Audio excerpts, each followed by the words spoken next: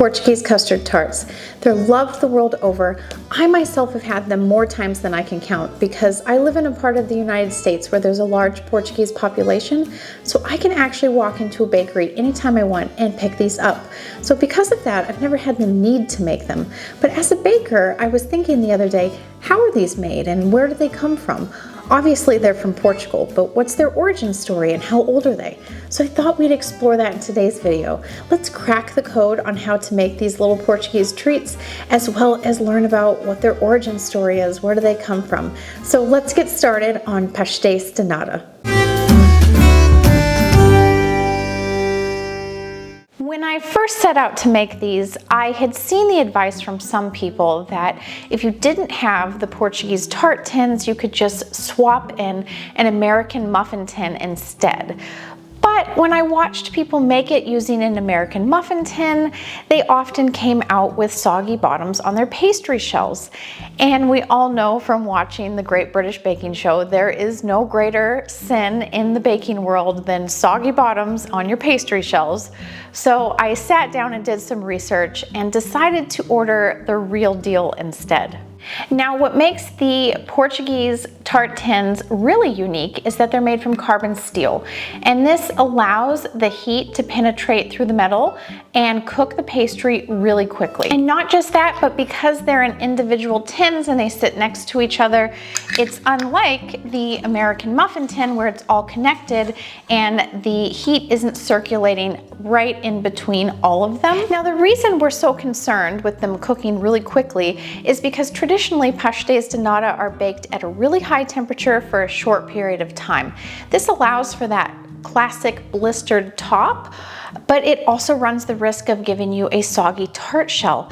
And traditionally these are baked in Portugal in a wood-fired oven. And so that's what we're trying to do at home, is we're trying to mimic those results. Most of us don't have wood-fired ovens, so we have to take precautions to not overcook the top and completely undercook the bottom. So what do you do if you can't or you don't want to spend the money on something specialized just for one recipe? You can definitely try the muffin tin method. I'm not saying it's going to fail. I just wanted to give you all of the pitfalls that could happen with it so you don't get to the end of your recipe and then end up disappointed. So if you're going to use a muffin tin, I suggest baking them for 10 minutes longer than it calls for. So I would start it at a lower temperature at 350 degrees Fahrenheit for 10 minutes and then raise it to that high temperature that they're supposed to be at, which is however high your oven can get, or about 500 degrees Fahrenheit. And then you're going to complete the rest of the baking time as the recipe directs you to do so. But hopefully that will give you a better result and not end up with a soggy bottom if you do decide to use the muffin tin. I've linked the traditional tart tins below, and if you do decide to buy them, they will need to be seasoned before using them. They'll start out this shiny silver color, but after baking them at 500 degrees Fahrenheit or 260 degrees Celsius for 90 minutes, upside down on a baking sheet, they turn into a dark gray. Then you're just going to let them cool and then wipe them with a dry kitchen towel and they'll be ready to use. Now, these aren't 100% non-stick, but I have noticed that after making pastéis de nata a few times, after baking with them once or twice, you really don't need to grease them anymore before putting in the pastry. They kind of create their own non-stick coating. And another note, you don't want to wash these with soap, just rinse them out with water and let them dry.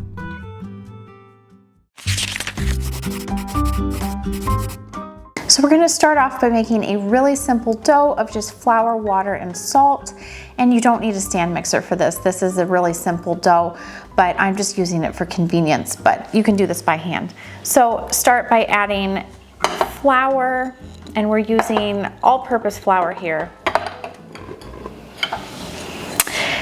And salt, and then also water. Then you're going to let that all mix together until you have a smooth dough. So once your dough has completely formed and it's nice and stretchy and there aren't any pieces of flour left in it and it's just like a nice formed dough, then you're going to put it in a bowl And you're gonna cover up the bowl and you're gonna let it sit for 15 to 30 minutes to allow the gluten to develop and relax. And that'll make it a lot easier for rolling out the pastry and doing our turns and folds in the next step. This is a really sticky dough, so you want to heavily flour your work surface before you start to roll it out.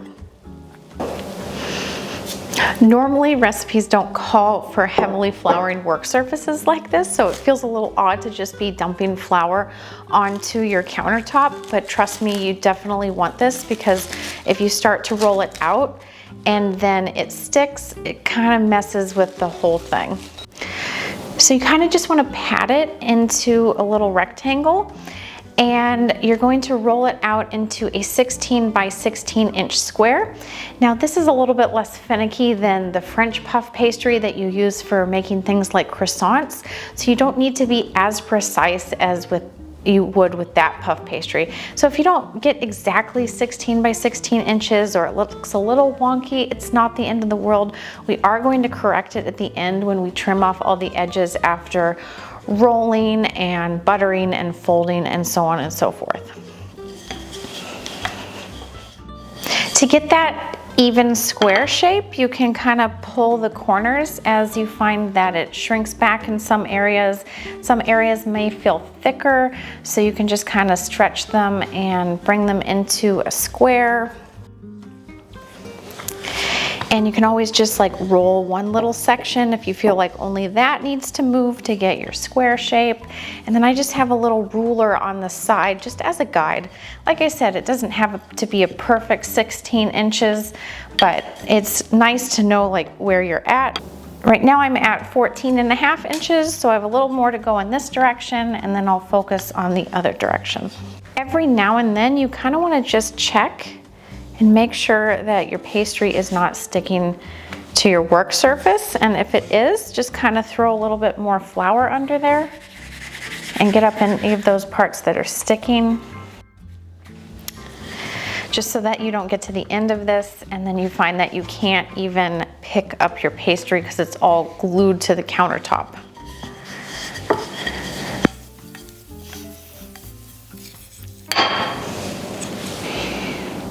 Oh, see, I'm a little over. Oh well, not the end of the world. Just kind of stretch it this way to compensate. Now take softened butter, and it needs to be soft enough to easily spread. And you're going to take 1/3 of the total butter and spread it on 2/3 of the rolled out dough. The easiest way to do this is to dot it over the surface you want to cover and then go back over it with an offset spatula to spread it. If you're enjoying this video so far and have learned something, I invite you to hit the like button and subscribe if you haven't done so already. I make videos exploring European baking, and I share how to make each bake as well as any backstory or traditions that go with each recipe. Then you're going to fold the unbuttered third of the dough and fold it like a letter over the middle. You may need to use your bench scraper at this point to unstick any dough that may have attached to your work surface. Then it's a good idea here to use a pastry brush to brush off any excess flour before you go ahead and fold over the last third of the dough to complete your letter fold.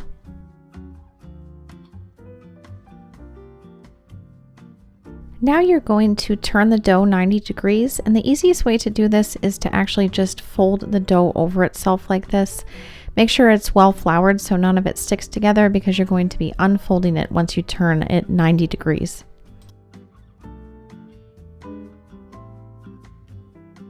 Making sure your dough is well floured, you're going to then roll it out again into a 16 by 16 inch square.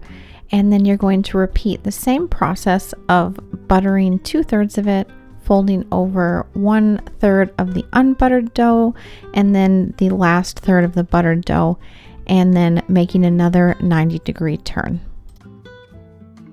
For this next rollout, you're going to make approximately an 18-inch by 21-inch rectangle. If at any point during this rolling, buttering, and folding and turning process you find that your dough is just too soft to work with, you can just pop it in the fridge before that next rollout and let it refrigerate for 15 to 30 minutes. especially if it's a really warm day and you're finding that your dough is really unworkable.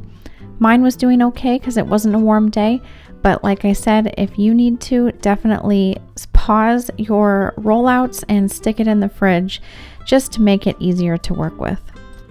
So after you get it to about a 21 by 18 inch rectangle, you're going to trim the ends. So don't worry that it looks all shaggy and maybe even thick on the ends. You're going to trim that off. So just trim the border and make a neat looking rectangle. If you don't have a pastry cutter like this, not a worry. You can just use a knife. Just be careful that you don't drag the dough as you cut it.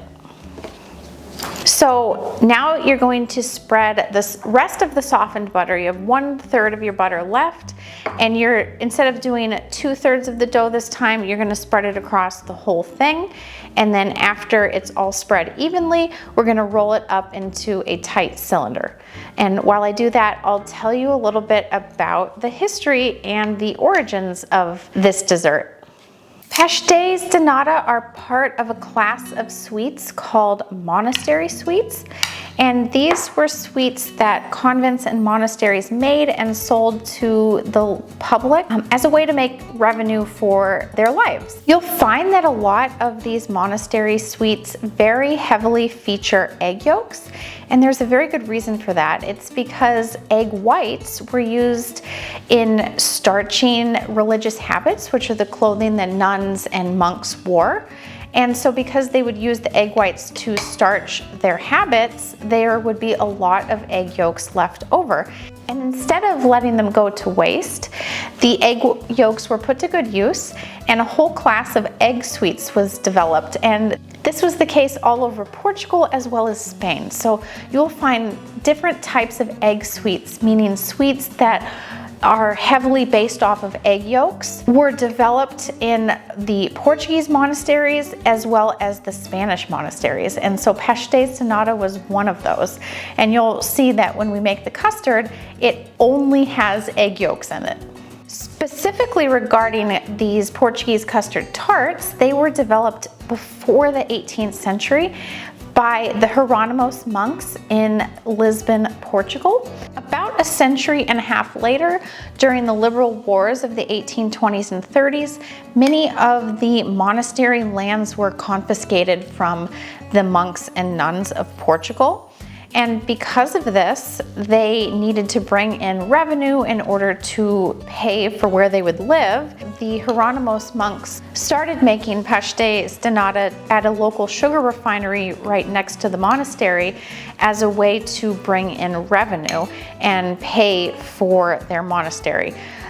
Eventually, though, the monastery was closed. So in 1837, that family that purchased the recipe for the custard tarts from the Hieronymus monks, they began producing these custard tarts. And to this day, the same family has been producing pastéis de nata since 1837. The family has never shared the recipe with the public. It is still a secret to this day. Only a handful of people know how to make it. In fact, the custard for the tarts is made behind closed doors. So only a few employees, and they're usually just family members, are the ones making the custard for the thousands of tarts that they make each day. And these are called Pastéis de Belém if you're in Lisbon, Portugal, because that is the name of the location that they're made at. And it's kind of like champagne. You don't call these Pastéis de Belém if you're selling them here in the United States or in another part of Portugal. They're Pastéis de Nata, which means like custard tarts or cream tarts. So the recipe I'm sharing with you today is just a mere approximation of how to make the original thing. I don't know how, because nobody has the original recipe to share, because it's still a secret within the same family that's been passing it down for generations. But in my opinion, these taste pretty close to the real thing. But of course, if you want to visit Portugal today, you can get the real deal at Pastéis de Belém in Lisbon. They make 20,000 of these tarts a day, sometimes even more on the weekends or really popular times of the year. So if you ever get a chance to go to Lisbon, Portugal, don't end your trip without stopping into Pastéis de Belém and getting one of the authentic custard tarts that were passed down from the Hieronymus monks. You could definitely say this is a taste of history, since it's a centuries-old recipe that is still being made and produced today. So once you have all of your butter spread on your rolled out and trimmed up dough, you're going to roll it really tightly into a cylinder. And you want to make this a very tight cylinder so that you don't get any gaps of dough, because you will see when you slice it and put it into the custard tart tins that it's going to have a spiral of dough and butter. And if there are any large gaps, you will see them when you go to press out the dough. So you'll see here that I'm creating a really tight spiral. I'm rolling and pulling back a little, and I'm also using my bench scraper with some flour here to get up any parts that have stuck to the counter.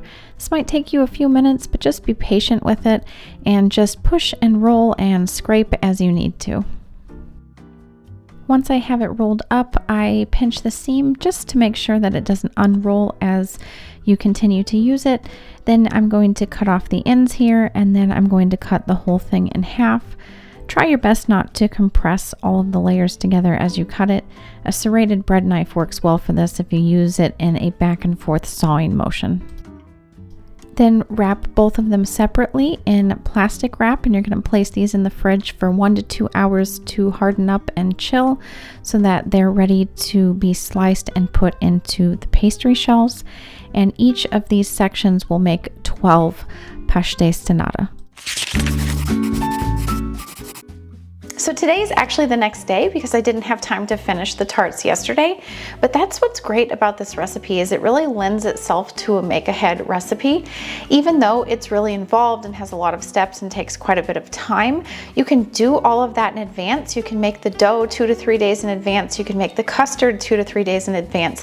Store everything in the refrigerator, and then you can just assemble and bake the day that you want to serve these. So these are great to make ahead and serve for guests if you want to make something impressive for a brunch or a get-together with friends or a holiday. So to make the custard, we're going to start with that, and then we're going to move on to assembling the tart shells while the custard cools down. But first, to make the custard, we're going to make a flour and milk paste. And so we're going to add some flour to a bowl and then a little bit of milk.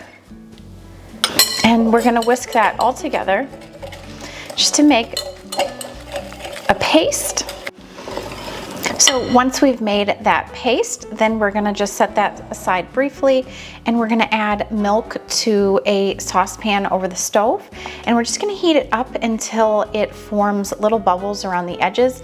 You don't want it to boil because then it'll form a skin on top, but you do want it to be quite hot, so just wait till you see those bubbles form around the edge and then turn off the heat. So now that bubbles have formed, I'm gonna turn off the heat, and I'm gonna bring that flour milk paste close by, and I'm going to stir in the hot milk into the flour milk paste.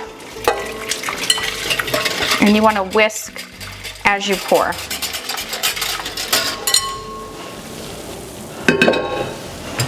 And then just continue whisking until it feels like there aren't any lumps and it's fully combined.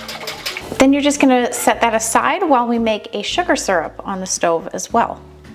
So you're just gonna get a second saucepan, or wash the first one, and you're gonna add sugar and water to your saucepan. And we're just making a little simple syrup. Usually this recipe calls for a cinnamon stick, but I don't have any on hand, so I'm just gonna use a little pinch of ground cinnamon. So I'm gonna turn the heat on and just give that a stir. And you just want to bring it to a boil, and you're just going to turn it off as soon as it feels like all of the sugar has been dissolved into the water. So I added cinnamon into this, but I have seen that some people like to add lemon peel instead of cinnamon. So that's an option for you if you prefer that flavor. I prefer the cinnamon, I think it tastes better, but just to give you options. And because I added the ground cinnamon, the pinch of it, instead of the cinnamon stick, if you do use a cinnamon stick, you're going to fish that out at the end. Same with lemon peel. You're gonna fish out the lemon peel before you add it to the milk mixture. And then we're gonna turn off the heat and we're going to whisk it into the milk mixture.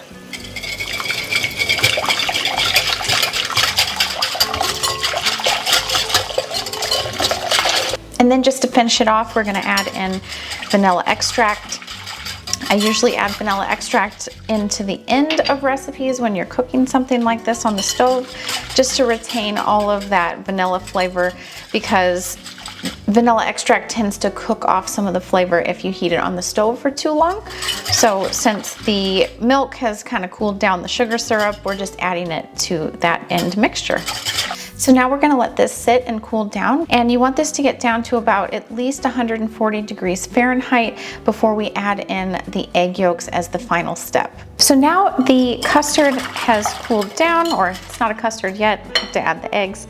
So we're gonna add in the egg yolks one at a time and whisk them in to fully emulsify it.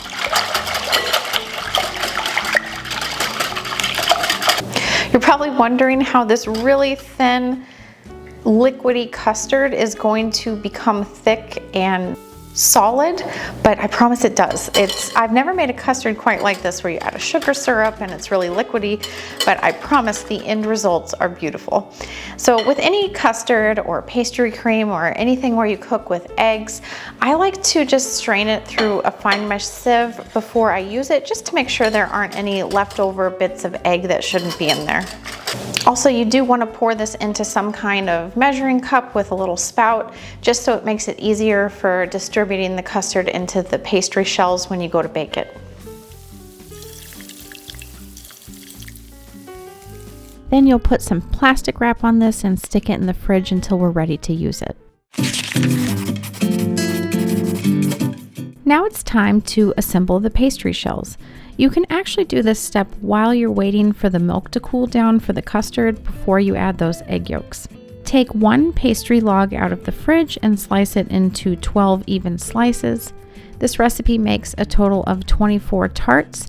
If you only have 12 tart tins, then you're going to do 12 at a time. If you have a full set of 24, then you can do all of them at once. Place each little pastry puck into the tart tin, cut side up. Once you've divided your dough into 12 pieces, you're going to take a little bit of water in a bowl and dip your thumb into it, and then you're going to press your thumb into the middle of that little pastry puck, and you're going to move it all the way up the sides and kind of have it peeking over the side a little bit, because it will shrink back just a tiny bit when it's baking, and having it peeking up over the sides like this will also help keep the custard from baking over and spilling over the sides. And you want to prevent that so that you get those lovely, crisp, flaky layers all around the top. And it's pretty cool. This is a little bit different than the puff pastry you normally see, which is baked horizontally like a croissant. All the layers are horizontal. Well, these layers, when you look at the little dough puck that's in there, they are facing upward. So you actually see the circular layers of that pastry after it's baked, and you can look down at the pastry and see them kind of layered right there. So after you've finished filling all of your tart tins, you just want to put them back in the fridge while you finish making your custard. This will allow them to harden up a little bit before you pour that custard into it. When it is time to fill your tart shells, you're going to fill them about 3/4 of the way full. And if your custard has been sitting for a while, you'll want to give it a quick whisk to make sure that nothing has settled and it hasn't separated while it was in the fridge. For the best results, I suggest using a baking stone to bake these on. If you don't have one, you could also try an upside down cast iron skillet. And you'll want to preheat the oven to 500 degrees Fahrenheit or 260 degrees Celsius for about 30 minutes before baking to give that baking stone long enough to heat up. Once they're in the oven, you're going to want to bake them between 10 and 15 minutes long. I give such a large range because everybody's oven is different, especially some people's ovens are much hotter than others. You'll see mine did not bake very evenly. Some in the middle got very blistered while others on the side did not, so I ended up moving some of mine around. So I suggest keeping the oven light on as these bake and not walk away from them. I would just keep an eye on them as they're baking, just because you're baking at such a high temperature and they could get burned very quickly. If you find that your oven struggles to create that classic blistered top, then you can turn on the broiler for the last 1 to 2 minutes of baking. If you do put the broiler on, don't walk away from them though, because you don't want to let those pastry shells get burned. Once they're baked, take them out of the oven, place the individual tart tins on a cooling rack, and let them cool down almost to just barely warm before you try to remove them, because they're so hot you can really burn your hands if you try to remove them while they're still piping hot. And then I suggest letting these get fully to room temperature before enjoying them and eating them the day that they are made. That's when they're the crispiest.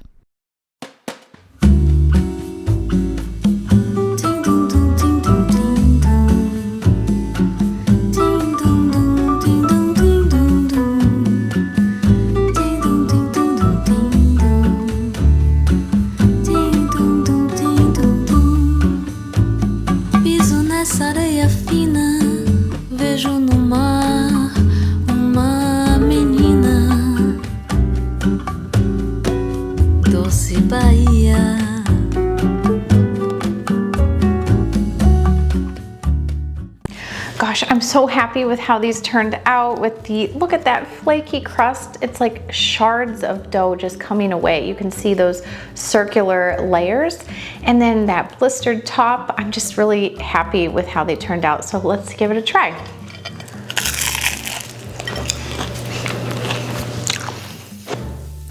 Tastes exactly like what I can buy at a bakery. So I'm really pleased with that. The crispy crust is perfect. That creamy, sweet interior, absolutely divine. You have to make these. I know it seems intimidating, but you can break the steps into multiple days if you don't want to do it all at once. And this is honestly just a perfect make-ahead dessert for guests to impress them. You can just do all of those steps a few days in advance and then assemble and bake the day of. Definitely give these a try. Listen to that crispy crust. These are perfect. If you want another classic Portuguese recipe, check out this video next, and I will see you next time.